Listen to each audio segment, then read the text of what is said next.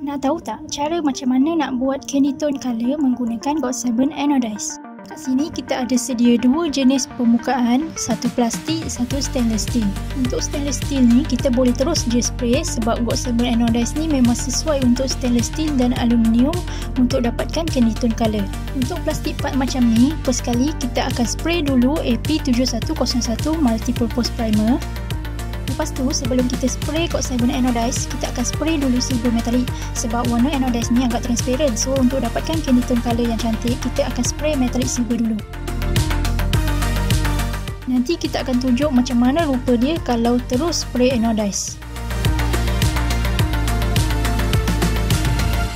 Dan inilah dia rupa warna candy tone colour Gox7 Anodized. Kalau kat stainless steel akan jadi macam ni. Tak perlu primer, Gox7 Anodized Edition memang dah cukup kuat dan sesuai pada permukaan stainless steel.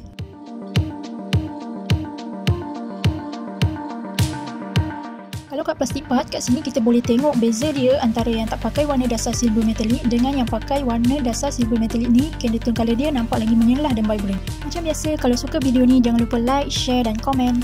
Gox7 Malaysia Premium Aerosol Spray Paint.